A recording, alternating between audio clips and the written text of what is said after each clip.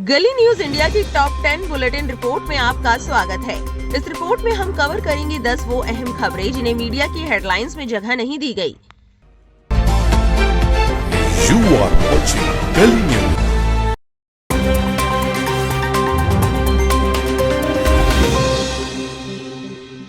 चलिए बताते हैं आपको इस बुलेटिन की पहली खबर जिसने पूरे देश में हलचल मचाकर रख दी है। मुंबई में तरबूज खाने के बाद एक ही परिवार के 4 लोगों की मौत को डॉक्टर सामान्य फूड पॉइजनिंग का मामला नहीं मान रहे हैं। जिनका इलाज चल रहा था उन मृतकों में नसरीन, उनके पति अब्दुल्ला और 2 बेटियां आयशा और जैनब शामिल थी। डॉक्टरों के मुताबिक फूड पॉइजनिंग के लक्षण अलग होते हैं और इसमें हालत इतनी तेजी से नहीं बिगड़ती। डॉक्टरों ने आशंका जताई है कि ये किसी जहरीले या केमिकल पदार्थ का असर हो सकता है जिसकी जांच की जा रही है। द इंडियन एक्सप्रेस से बातचीत में सर जे अस्पताल के medical superintendent doctor Sanjay Surase ने बताया कि परिवार को आधी बेहोशी की हालत में अस्पताल लाया गया था। उन्होंने कहा कि जो लक्षण दिख रहे थे वे सामान्य फूड पॉइजनिंग से काफी अलग थे। आमतौर पर ऐसी स्थिति में हालत इतनी तेजी से गंभीर नहीं होती। डॉक्टरों के अनुसार परिवार के सभी सदस्यों की तबीयत एक साथ तेजी से बिगड़ना असामान्य है। इससे शक और गहरा जाता है कि मामला किसी जहरीले या केमिकल पदार्थ से जुड़ा हो सकता है। डॉक्टर सुरासे ने आगे बताया कि तरबूज खाने के बाद सबसे पहले नसरीन और उनकी बेटियों को उल्टियां शुरू हुई। इसके बाद उनकी हालत तेजी से बिगड़ी और न्यूरोलॉजिकल डिक्लाइन यानी दिमाग से जुड़ी समस्याएं सामने आने लगी। कुछ ही देर में वे बेहोश हो गई। डॉक्टरों के मुताबिक ये संकेत किसी साधारण फूड पॉइजनिंग के नहीं बल्कि किसी पावरफुल जहरीले पदार्थ के संपर्क में आने की ओर इशारा करते हैं। ये घटना रविवार 26 अप्रैल की है। अब्दुल्ला दोकाडिया, उनकी पत्नी नसरीन और उनकी बेटियां 16 साल की आयशा और 12 साल की जैनब की कथित तौर पर तरबूज खाने के बाद हालत बिगड़ी और कुछ ही घंटों के भीतर चारों की मौत हो गई। रिपोर्ट के अनुसार नसरीन को सुबह करीब 11 बजे अस्पताल लाया गया और आईसीयू में भर्ती किया गया, लेकिन 2.5 घंटे बाद उनकी मौत हो गई। आयशा को 11:55 पर भर्ती कराया गया और शाम करीब 5:15 बजे उसने भी दम तोड़ दिया। अब्दुल्ला को सुबह 11 बजे अस्पताल लाया गया था, जिनकी रात करीब 10:15 बजे मौत हो गई। वहीं परिवार की सबसे छोटी सदस्य जैनब ने भी कुछ ही घंटों के भीतर दम तोड़ दिया।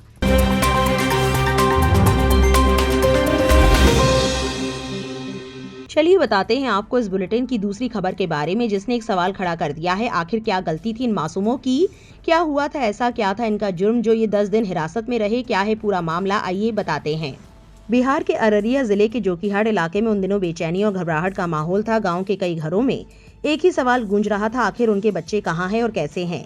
दरअसल पटना से पुणे जा रही एक ट्रेन में सफर कर रहे करीब 90 बच्चों को मध्य प्रदेश के जबलपुर और कटनी रेलवे स्टेशनों पर चेकिंग के दौरान रेलवे पुलिस ने रोक लिया था। ये बच्चे अपने घरों से दूर मदरसों में पढ़ाई करने जा रहे थे, लेकिन अचानक हुई इस कार्रवाई ने सब कुछ बदल दिया। जब बच्चों को ट्रेन से उतारा गया उस वक्त कई माता पिता को इस बात की खबर तक नहीं थी।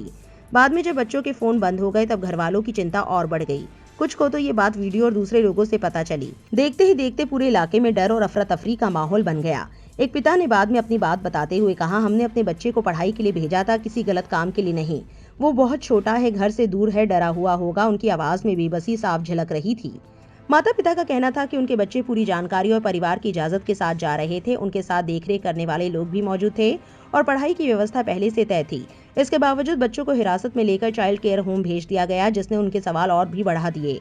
दूसरी तरफ अधिकारियों ने बताया कि 11 अप्रैल को कटनी स्टेशन और आसपास के इलाकों में चेकिंग के दौरान कुल 165 से 167 बच्चों को रोका गया था। कुछ बच्चों के पास पूरे दस्तावेज नहीं थे और वे अलग अलग राज्यों से समूह में सफर कर रहे थे, जिससे मानव तस्करी का शक हुआ। इसी आधार पर कार्रवाई की गई और कुछ लोगों के खिलाफ केस भी दर्ज किया गया। बच्चों को सुरक्षा और काउंसलिंग के लिए कटनी और जबलपुर के चाइल्ड केयर होम में रखा गया। चाइल्ड वेलफेयर विभाग ने उनकी पहचान और परिवारों की पुष्टि करने की प्रक्रिया शुरू की। अधिकारियों का कहना था कि उनकी पहली प्राथमिकता बच्चों की सुरक्षा है और पूरी जांच के बाद ही कोई फैसला लिया जाएगा। लेकिन गाँव में बैठे माता पिता के लिए ये सिर्फ एक जाँच नहीं थी बल्कि उनके बच्चों से जुड़ी चिंता और इंतजार का मुश्किल दौर था। उन्होंने बिहार और मध्य प्रदेश दोनों सरकारों से अपील की कि बच्चों को या तो सुरक्षित उनके गंतव्य तक पहुंचाया जाए या फिर घर वापस भेजा जाए। स्थानीय लोगों ने भी इस मामले में आवाज उठाई। उनका कहना था कि अगर बच्चे पढ़ने के लिए जा रहे थे तो उन्हें अपराधी की तरह नहीं देखा जाना चाहिए। जांच जरूरी है, लेकिन बच्चों के साथ इंसानियत और संवेदनशीलता भी उतनी ही जरूरी है। ये पूरी घटना एक ऐसे सवाल को छोड़ गई, सुरक्षा और शक के बीच क्या मासूम बच्चों की भावनाओं और उनके भविष्य को कहीं पीछे तो नहीं छोड़ दिया गया। कटनी और जबलपुर के रेलवे स्टेशनों पर रुकी हुई वो मासूम यात्राएं आखिरकार अपने मुकाम की ओर लौट चली। करीब 10 दिन पहले सफर पर निकले सैकड़ों मदरसा बच्चे अचानक बीच रास्ते में रोक लिए गए थे। ना कोई गलती, ना कोई जुर्म, बस एक शक जिसने उनके सफर को थाम लिया। मध्य प्रदेश के कटनी और जबलपुर स्टेशनों पर रेलवे पुलिस ने उन्हें हिरासत में ले लिया और देखते ही देखते ये मामला सुर्खियों में आ गया। दिन बीतते गए, बच्चों की आंखों में घर लौटने की उम्मीद और माता पिता के दिलों में बेचैनी बढ़ती रही। फिर 24 अप्रैल को एक तस्वीर बदली। कांग्रेस विधायक आरिफ मसूद सामने आए। उन्होंने एक वीडियो साझा किया जिसमें वे बिहार से आए इन बच्चों और उनके साथ मौजूद जिम्मेदार लोगों से बातचीत करते नजर आए। वीडियो में बच्चों की आवाज में अब डर नहीं बल्कि राहत थी। वे बता रहे थे, हमें छोड़ दिया गया है, अब हम घर जा रहे हैं। ये सिर्फ रिहाई नहीं थी, ये इंतजार के खत्म होने का लम्हा था। दरअसल इस पूरे मामले की शुरुआत एक शिकायत से हुई थी। चाइल्ड वेलफेयर कमेटी को जानकारी मिली थी कि नाबालिग बच्चे बिना माता पिता की मौजूदगी के यात्रा कर रहे हैं। इसी आधार पर एहतियात के तौर पर कार्रवाई की गई। अधिकारियों का कहना था कि इस तरह बच्चों का अकेले स्कूल या मदरसे में दाखिले के ले जाना आम बात नहीं है, इसलिए जांच जरूरी थी। लेकिन इन 10 दिनों में जो सबसे ज्यादा महसूस हुआ वो था मासूमियत का ठहर जाना और फिर उम्मीद के साथ उसका फिर से चल पड़ना। अब ये बच्चे अपने घरों की ओर लौट रहे हैं। शायद इस सफर की कहानी वे उम्र भर याद रखेंगे। एक ऐसा सफर जो मंजिल तक पहुंचने से पहले ही एक इम्तिहान बन गया था।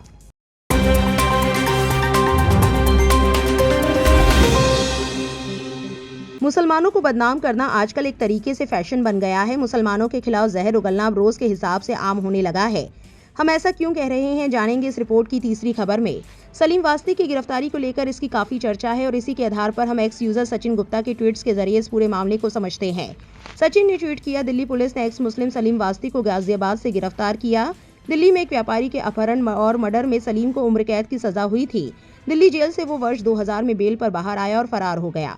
25 साल तक नाम पहचान छिपाकर रहता रहा। पिछले दिनों गाजियाबाद में सलीम वास्तिक पर जानलेवा हमला भी हुआ था, जिसके 2 आरोपी पुलिस एनकाउंटर में मारे जा चुके हैं।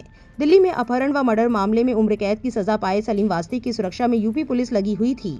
जब पिछले दिनों गाजियाबाद में उस पर जानलेवा हमला हुआ था, सूत्र बता रहे हैं कि दिल्ली पुलिस को हमले के दौरान ही सलीम वास्तिक की वास्तविकता पता चली। इंतजार था बस उसके ठीक होने का। सलीम जैसे ही अपने पैरों पर खड़ा हुआ, कल रात दिल्ली पुलिस उठाकर ले गई। सचिन गुप्ता एक और ट्वीट करते हुए लिखते हैं, सलीम वास्तिक का पूरा घटनाक्रम ऐसे समझिए। दिल्ली में 20 जनवरी 1995 को व्यापारी के बेटे संदीप बंसल का अपहरण हुआ। फिरौती न मिलने पर उसकी हत्या कर दी गई। दिल्ली की अदालत ने 1997 में सलीम को उम्र कैद की सजा सुनाई। वर्ष 2000 में वो पैरोल पर बाहर आया और फरार हो गया। 20 साल पहले सलीम गाजियाबाद आकर बस गया। शुरुआत में कंस्ट्रक्शन का काम किया, फिर मौलवी बना। 7 साल पहले इस्लाम धर्म छोड़कर सलीम के नाम के साथ वास्तिक शब्द जोड़ लिया। सलीम वास्तिक 007 नाम से यूट्यूब चैनल बनाया और मुस्लिमों के खिलाफ बोलना शुरू कर दिया। इस तरह सलीम वास्तिक को हिंदू संगठनों का साथ मिलता चला गया। उसकी पहचान एक्स मुस्लिम के रूप में हो गई। अभी पिछले दिनों जब सलीम वास्तिक पर गाजियाबाद में हमला हुआ, तब वो एकाएक पूरे देश में चर्चाओं में आ गया। दिल्ली पुलिस को उसी दौरान सलीम के पुराने कारनामे की खबर मिली। जांच की तो उन कारनामों की पुष्टि हुई। दिल्ली पुलिस सिर्फ सलीम वास्तिक के ठीक होने का इंतजार कर रही थी। कल रात दिल्ली पुलिस गाजियाबाद आकर सलीम को गिरफ्तार करके ले गई है। अब उसे कोर्ट में पेश किया जाएगा। वहीं ऑल्ट न्यूज के सह संस्थापक और फैक्ट चेकर मोहम्मद जुबैर के मुताबिक एक्स मुस्लिम सलीम वास्तिक को दिल्ली पुलिस ने गिरफ्तार कर लिया है। उन्हें राइट विंग का नया हीरो बताया जा रहा था। सलीम वास्तिक 13 साल के संदीप बंसल के अपहरण और हत्या के मामले में फरार आरोपी था। संदीप बंसल दिल्ली के एक व्यापारी का बेटा था। उन्हें 1997 में दोषी ठहराया गया था और हत्या व अपहरण के लिए उम्र कैद की सजा मिली थी। लेकिन साल 2000 में अंतरिम जमानत मिलने के बाद वो फरार हो गया और कई सालों तक छिपकर रहा। इस दौरान उसने कुछ हिंदुत्व समूहों का समर्थन हासिल कर लिया और मुस्लिम समुदाय के खिलाफ विवादित वीडियो बनाने लगा। उसके वीडियो के बाद उसे टीवी डिबेट्स में बुलाया गया। हिंदुत्व से जुड़े यूट्यूब चैनलों पर जगह मिली और बीजेपी के मंत्रियों व विधायकों तक उसकी पहुंच बन गई। ऐसा लगता है कि उसने इस जुड़ाव का इस्तेमाल लोगों का भरोसा जीतने और गिरफ्तारी से बचने के लिए किया। लेकिन अब वो हत्या के आरोप में पुलिस हिरासत में है। पॉलिटिकल इन्फ्लुएंसर रोहित ने एक्स पर लिखा, 2 मुसलमानों ने कैसे हिंदुओं को बेवकूफ बनाया। केस 1, सलीम खान को 1997 में हत्या के मामले में सजा हुई थी और 2000 में उसे जमानत मिल गई। लेकिन 2000 में वो जमानत पर बाहर आकर फरार हो गया और अपनी पहचान बदलकर सलीम वास्तिक बन गया। उसने खुद को एक्स मुस्लिम बताना शुरू किया। इसके बाद उसने इस्लाम का मजाक उड़ाना शुरू किया, जिससे उसे सोशल मीडिया पर काफी फॉलोअर्स मिल गए। उसे यति और पिंकी गुप्ता जैसे लोगों का समर्थन भी मिला। आज सलीम खान को यूपी पुलिस ने गिरफ्तार कर लिया है।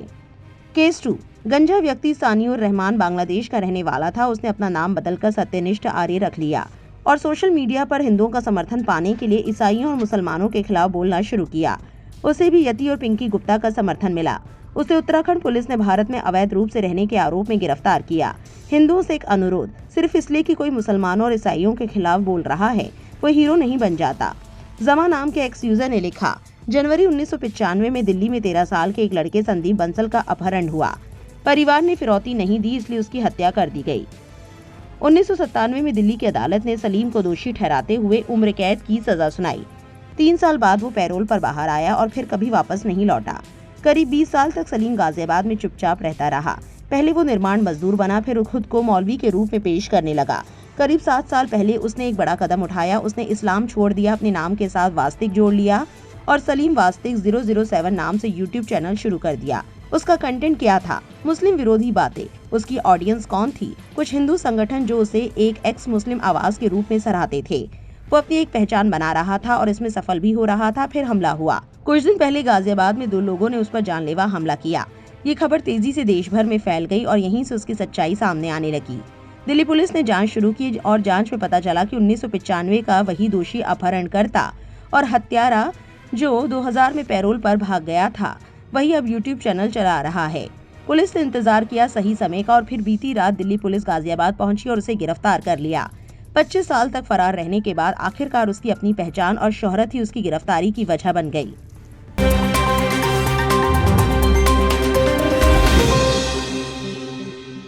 अब बात करते हैं एक ऐसे मामले की जो आपको हैरान कर देगा। आइए बताते हैं आपको इस बुलेटिन की चौथी खबर में। महाराष्ट्र सरकार में मंत्री और भाजपा नेता नितेश राणे को सिंधुदुर्ग कोर्ट ने इंजीनियर पर कीचड़ फेंकने के मामले में 1 महीने की जेल की सजा सुनाई है। कोर्ट ने कहा कि जनप्रतिनिधि कानून अपने हाथ में नहीं ले सकते। हालांकि बाद में सजा पर रोक लगाते हुए उन्हें हाईकोर्ट में अपील करने का समय दिया गया है। इस मामले में बाकी 29 आरोपियों को बरी कर दिया गया। दरअसल मामला 4 जुलाई 2019 का है। उन्होंने NHAI के सब डिविजनल इंजीनियर प्रकाश शेडेकर को मुंबई गोवा हाईवे चौड़ीकरण के काम का निरीक्षण करने के लिए बुलाया था। सड़क की खराब हालत और जलभराव को लेकर वे नाराज हो गए। राणे और उनके समर्थकों ने इंजीनियर पर कीचड़ डाल दिया। उन्हें कीचड़ भरे पानी में चलने के लिए मजबूर किया। उस समय नितेश राणे कांग्रेस में थे। अभी वो भाजपा सरकार में है और महाराष्ट्र सरकार में मत्स्य पालन और बंदरगाह मंत्री है। अतिरिक्त सत्र न्यायाधीश VS देशमुख ने कहा कि काम की खराब गुणवत्ता और लोगों की परेशानी के खिलाफ आवाज उठाना गलत नहीं है, लेकिन किसी सरकारी कर्मचारी का सार्वजनिक रूप से अपमान नहीं किया जा सकता। कोर्ट ने कहा कि अगर ऐसे मामले जारी रहे तो सरकारी कर्मचारी गरिमा के साथ काम नहीं कर पाएंगे। ये सत्ता का दुरुपयोग है, इसलिए ऐसी प्रवृत्ति पर रोक जरूरी है। अदालत ने ये भी कहा कि पीड़ित NHAI में उच्च पद पर थे, इसके बावजूद उनके साथ ऐसा व्यवहार किया गया जो साफ तौर पर अपमानजनक था। शेडेकर को कीचड़ में चलने के लिए मजबूर करना जानबूझकर किया गया अपमान था। इससे सार्वजनिक शांति भंग हो सकती थी। इस केस में नितेश राणे समेत 30 लोगों पर दंगा, सरकारी कर्मचारी को काम से रोकने और आपराधिक साजिश जैसे आरोप लगे थे।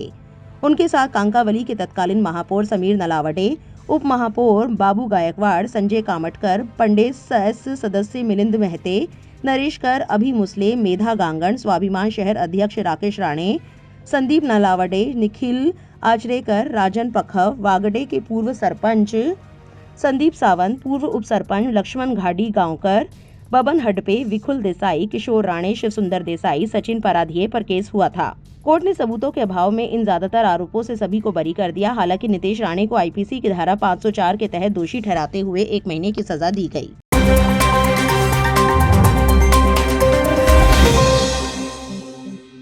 नफरती चिंटू लगातार मुसलमानों के पीछे पड़े रहते हैं और उनको बदनाम करने के नए नए तरीके ढूंढते रहते हैं और मुसलमानों के लिए उनकी नफरत इस कदर बढ़ चुकी है कि वो किसी भी हद तक जाने के लिए तैयार रहते हैं, यहाँ तक कि उम्र का भी लिहाज नहीं करते। एक ऐसा मामला आपको बताएंगे इस बुलेटिन की 5वीं खबर में। सोशल मीडिया पर एक वीडियो को लेकर विवाद गहराता जा रहा है। सोशल मीडिया पर एक वीडियो शेयर करते हुए दावा किया जा रहा है कि एक कम उम्र की बच्ची का निकाह कराया जा रहा है। वीडियो शेयर कर आरोप लगाया गया कि एक छोटी बच्ची को शादी जैसी रस्म में बैठाया गया, जो न सिर्फ गैर कानूनी है बल्कि मानवता के खिलाफ भी है। लॉयर कल्पना ने एक्स पर वीडियो शेयर करते हुए लिखा, ये देखकर रोंगटे खड़े हो जाते हैं। एक 6 साल की मासूम बच्ची फूलों की माला और शादी के कपड़ों में एक बड़े आदमी के सामने बैठी हुई निकाह की रस्म में शामिल। ये कोई संस्कृति नहीं, ये तो जाहिलियत और जुल्म है। जिस बच्ची को भी खेलने की उम्र है उसे जबरन शादी के नाम पर बर्बाद कर दिया जा रहा है। हिंदुस्तान में ऐसे जघन्य रिवाजों को बर्दाश्त नहीं किया जाएगा। बच्चियों को बचाओ, इस अंधेरी मानसिकता को जड़ से उखाड़ फेंको। ये वीडियो सामने आने के बाद लोगों ने मुसलमानों को निशाना बनाना शुरू कर दिया। एक एक्स यूजर ने लिखा, जिस समाज में एक खास वर्ग की बेटियों को दूसरा समाज बराबरी की ट्रॉफी मान रहा हो और पढ़े लिखे लोग उनकी बातों का समर्थन करते हो, सरकारी मौन समर्थक हो, आपको क्या लगता है वहाँ ऐसा करना मजबूरी नहीं होगी? एक और एक्स यूजर ने लिखा, वैसे तो सुप्रीम कोर्ट हिंदू धर्म के रिवाजों पर खुलकर केस देखता है और अपने निर्णय देता है कि हिंदू को क्या करना है, पर मुस्लिम धर्म के रीति रिवाजों पर कुछ नहीं केस लेता, ना ही कुछ बोलता है। ये धर्म निरपेक्षता है? वहीं इस वीडियो के सामने आने के बाद बच्ची की अपनी फैमिली के साथ फोटोज शेयर कर इसकी सच्चाई बताते हुए ऑल्ट न्यूज के सह संस्थापक और फैक्ट चेकर मोहम्मद जुबैर ने एक्स पर लिखा, लॉयर कल्पना द्वारा फैलाई गई ये खबर झूठी है। राइट विंग द्वारा इसे निकाह या शादी बताया जा रहा है, जबकि ऐसा नहीं है। ये असल में बिस्मिल्लाह की रस्म है, जिसे बिस्मिल्लाह खानी भी कहा जाता है। ये दक्षिण एशिया की एक परंपरा है जिसमें बच्चे की कुरान पढ़ना शुरू करने की शुरुआत होती है। वीडियो में जो व्यक्ति उसके पीछे बैठा है वो उसका पिता है। वहीं सच्चाई के सामने आने के बाद लोगों ने लॉयर कल्पना की क्लास लगाना शुरू कर दी कि एक मासूम बच्ची के बारे में इस तरह की बातें फैलाना और बदनाम करना कितना गलत है। जर्नलिस्ट नदीम सैयद ने एक्स पर लिखा, इस तथाकथित वकील के खिलाफ क्या कार्रवाई की गई है? फेक न्यूज फैलाने वाले लोग आखिर खुलेआम क्यों घूम रहे हैं? दविंदर पाल सिंह एक्स पर लिखते हैं, आप क्यों झूठा घिनौना प्रचार कर रही हैं लॉयर कल्पना? आपको माफी मांगनी चाहिए एक पिता पर इतना घिनौना इल्जाम लगाने का। आपने तो बच्ची की भी तस्वीर वायरल करके घिनौना अपराध किया है। वसीम अकरम त्यागी ने एक्स पर लिखा, ये लॉयर कल्पना की बेगैरती बेशर्मी की पराकाष्ठा है। नफरत में सड़ चुका ये वर्ग रात दिन दूसरों के खिलाफ झूठी खबरें फैलाता है। ये वर्ग इतना जाहिल है कि नफरत में अपने ही धर्म की बेसिक शिक्षा झूठ बोलना पाप है को भी भूल गया है। जिस बच्ची को लेकर इसने फेक न्यूज फैलाई है उस बच्ची का कुरान लगा है, उसने कुरान पढ़ना शुरू किया है, लेकिन हायरी बेगैरती उस मासूम बच्ची को लेकर इस बेशर्म महिला ने कैसी वाहियात टिप्पणी की है, थू है।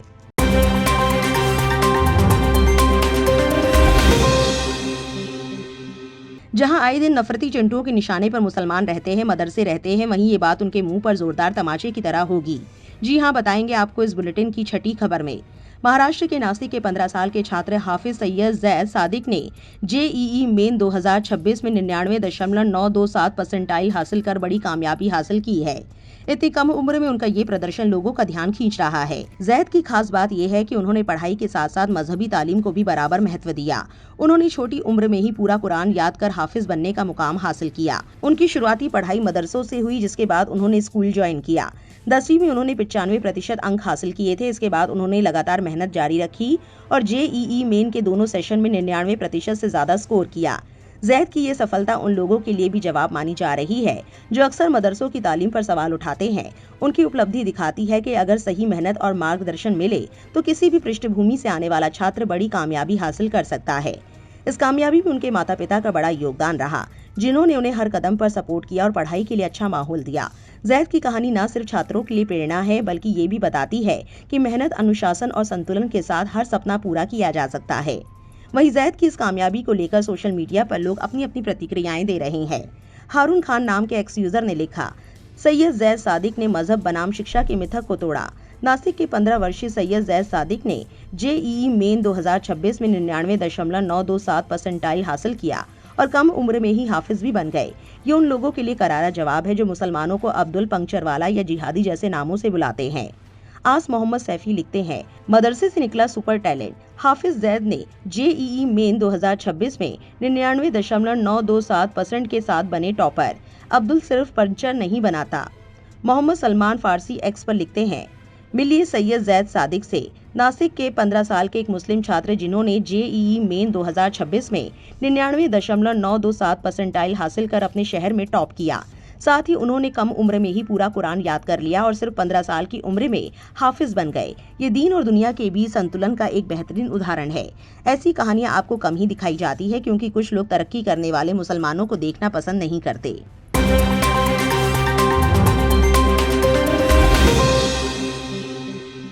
एक और खबर सोशल मीडिया पर खूब वायरल है। मामला गरमाया हुआ भी है। क्या है ऐसा बताएंगे आपको इस बुलेटिन की 7वीं खबर में। पूरा मामला उत्तर प्रदेश के बरेली जिले का है। यहाँ एक मुस्लिम लड़की ने अपने शौहर के खिलाफ मामला दर्ज कराया है। पीड़िता का आरोप है कि आरोपी आशीष ने खुद को रहमान बताकर सोशल मीडिया प्लेटफॉर्म इंस्टाग्राम पर उससे दोस्ती की थी।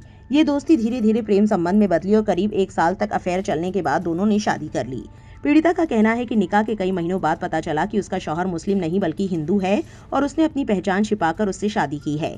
जब ये बात पीड़िता को पता चली तो उसके पैरों तले से जमीन खिसक गई। शादी के बाद दोनों का एक बेटा भी हुआ जो अब 4 महीने का है। पीड़िता के मुताबिक शौहर की सच्चाई उसे ससुर की मौत के बाद पता चली, जिसके बाद दोनों के बीच विवाद शुरू हो गया। हालांकि बाद में मामला सुलझ गया था और दोनों साथ रहने लगे थे। लेकिन हाल ही में जब दोनों बरेली जंक्शन से दिल्ली जाने के लिए निकले तो आरोपी अपने 4 महीने के बेटे को लेकर अचानक फरार हो गया। महिला ने अपने शौहर पर बेहद संगीन इल्जाम लगाए हैं। उसका कहना है कि आरोपी उसके बेटे को बेचना चाहता है। इतना ही नहीं, शौहर उसे बार बार धमकी भी दे रहा है। इस घटना के बाद वो बरेली के नवाबगंज कोतवाली पहुंची और शौहर के खिलाफ शिकायत दर्ज कराई। मीडिया रिपोर्ट्स के मुताबिक आरोपी आशीष नवाबगंज क्षेत्र के सरदार नगर का रहने वाला है और उसने रहमान बनकर करीब 2.5 साल पहले शादी की थी। पीड़िता मऊ की रहने वाली है और दोनों की पहली बार मुलाकात सोशल मीडिया प्लेटफॉर्म पर हुई थी। पीड़िता ने बताया कि बातचीत के दौरान वो हमेशा अपना नाम रहमान बताता था और आरोपी ने नवाबगंज मुस्लिम मोहल्ले में उससे निकाह किया था। पीड़िता की पहचान फातिमा के रूप में हुई है। पीड़िता ने बताया कि शादी के कई दिनों बाद जब वो रहमान के घर पहुंची तो गांव वालों ने बताया कि तुम मुसलमान हो और तुम्हारा शौहर हिंदू है। उसका नाम रहमान नहीं आशीष है।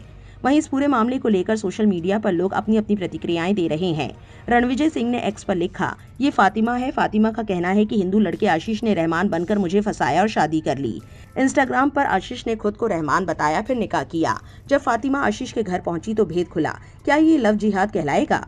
हारून खान नाम के एक्स यूजर ने लिखा, एक हिंदू युवक आशीष ने खुद को रहमान बताकर मुस्लिम लड़की फातिमा से शादी कर ली। फातिमा को सच्चाई तब पता चली जब वो उसके गांव गई। दोनों की मुलाकात इंस्टाग्राम पर हुई थी और शादी धोखे के आधार पर हुई। जब फातिमा अपने 4 महीने के बच्चे को लेने गई तो आशीष ने बच्चे को बेचने की धमकी दी। लेकिन इसमें कोई जिहाद वाला नैरेटिव नहीं चलाया जा रहा, ना ही प्राइम टाइम डिबेट हो रही है और ना ही किसी धर्म को दोष दिया जा रहा है।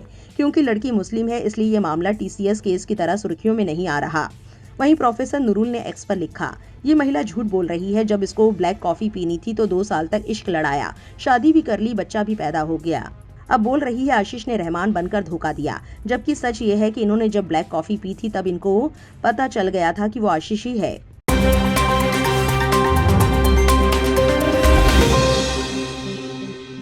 चलिए अब रुक करते हैं इस बुलेटिन की 8वीं बड़ी खबर की तरफ, जिसमें हम आपको बताएंगे कि एक ऐसी बात जो नफरती चिंटुओं को शायद फिर से हैरान कर दे और उनको ये एक जवाब दे कि वो कितनी ही कोशिश कर ले, लेकिन कहीं ना कहीं साइंस भी ये बात मानती है। अब ज्यादा सस्पेंस ना बढ़ाते हुए बताते हैं आपको पूरी खबर। हाल ही में आचार्य मनीष का एक बयान सोशल मीडिया पर तेजी से वायरल हो रहा है। इसमें उन्होंने नमाज और साधारण जीवन शैली के फायदों के बारे में बात की है। उन्होंने कहा कि जो लोग रोज 5 वक्त नमाज पढ़ते हैं उनकी सेहत अक्सर बेहतर रहती है। उनके मुताबिक ऐसे लोगों में घुटनों की परेशानी, किडनी की दिक्कत और दूसरी बीमारियां कम देखी जाती हैं। आचार्य मनीष ने ये भी कहा कि नमाज पढ़ने वालों में बच्चों को लेकर समस्याएं कम होती हैं और महिलाओं को डिलीवरी के समय ऑपरेशन की जरूरत भी कम पड़ती है। उनका मानना है कि नमाज में बार बार झुकना, बैठना और उठना शरीर के लिए अच्छा होता है। अपने बयान में उन्होंने कुछ देशों का भी जिक्र किया। उन्होंने कहा कि जापान, इंडोनेशिया, थाईलैंड, कोरिया और वियतनाम जैसे देशों में लोग जमीन पर बैठकर खासकर वज्रासन जैसी मुद्रा में खाना खाते हैं, जो सेहत के लिए फायदेमंद माना जाता है। साथ ही उन्होंने ये भी जोड़ा कि जो लोग अलग अलग धर्मों से आते हैं, जैसे हिंदू, सिख, ईसाई या बौद्ध, और नमाज नहीं पढ़ते, वे भी अपने शरीर को स्वस्थ रखने के लिए वज्रासन या सूर्य नमस्कार जैसी पारंपरिक गतिविधियां अपना सकते हैं। आपको बता दें कि जानी मानी बिजनेस वुमेन नमिता थापर, जो कि एक दवा कंपनी के डायरेक्टर है और एक पॉपुलर टीवी शो में जज भी रह चुकी है, वो भी इन दिनों एक वीडियो की वजह से चर्चा में है। इस वीडियो में उन्होंने नमाज के फायदे बताए हैं। उन्होंने बताया कि नमाज सिर्फ एक इबादत नहीं है, बल्कि इससे शरीर और दिमाग दोनों को फायदा होता है। नमाज के दौरान जो हरकतें होती है वो शरीर के लिए अच्छी होती है और इससे मन को शांति मिलती है, साथ ही ध्यान लगाने में भी मदद मिलती है।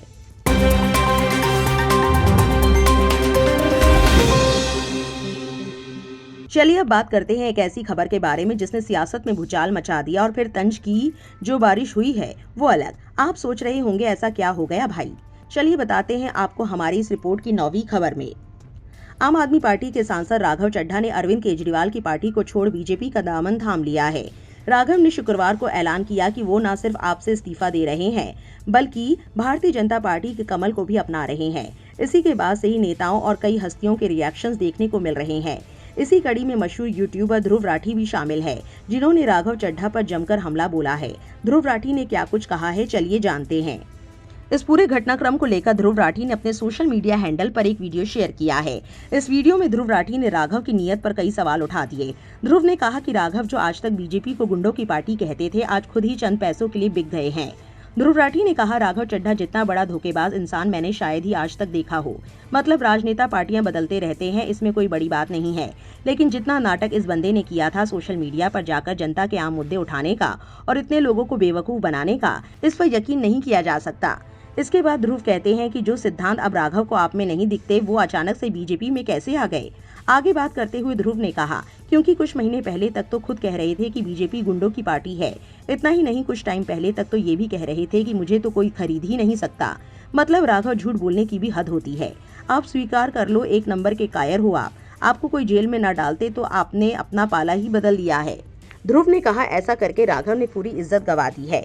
बता दें, पिछले शुक्रवार को राज्यसभा सांसद राघव चड्ढा ने एक प्रेस कॉन्फ्रेंस के दौरान घोषणा की कि आम आदमी पार्टी के राज्यसभा सांसदों का एक समूह भारतीय जनता पार्टी में विलय करने जा रहा है। चड्ढा का दावा है कि उनके साथ पार्टी के 7 सांसद हैं, जो कि राज्यसभा में आपकी कुल सदस्य संख्या का 2/3 हिस्सा है। इस घोषणा के बाद वो संदीप पाठक और अशोक मित्तल के साथ बीजेपी मुख्यालय पहुंचे और पार्टी के राष्ट्रीय अध्यक्ष नितिन नवीन से मुलाकात की। वहीं आपको बता दें कि सोशल मीडिया पर बाकी लोग क्या कह रहे हैं। सचिन गुप्ता नाम के एक्स यूजर ने लिखा, मेरा ये मानना है कि बीजेपी अनपढ़ गुंडों की पार्टी है। एक इंटरव्यू में ऐसा कहने वाला सीए राघव चड्ढा आज बीजेपी में शामिल हो गए हैं। चांसलर साहब को भी अपने साथ ले गए हैं, जिन पर आईटी रेड डलवाने के आरोप राघव पर लगे थे। राजनीति में आगे बढ़ने के लिए ऐसे राजनेता कई बार सिद्धांतों का गला घोट देते हैं। स्वाति के ने एक्स पर लिखा, राघव चड्ढा को इतिहास में गद्दार के रूप में याद किया जाएगा। सिर्फ अपनी पुरानी पार्टी आप के ही नहीं बल्कि पंजाब और भारत के भी। राज्यसभा में बीजेपी के साथ मिलकर उन्होंने सत्ता में बैठे लोगों को और ताकत दे दी, जिससे वे आगे भी बार बार असंवैधानिक बिल पास कर सके। आखिर आपने अपनी ईमानदारी किस कीमत पर बेच दी राघव चड्ढा। राजीव रंजन ने एक्स पर लिखा, अंदर का जहर चूम लिया धुल के आ गए, कितने शरीफ लोग थे सब खुल के आ गए। सूरत से जंग जीतने निकले थे बेवकूफ, सारे सिपाही मोम के थे घुल के आ गए। राहत इंदौरी।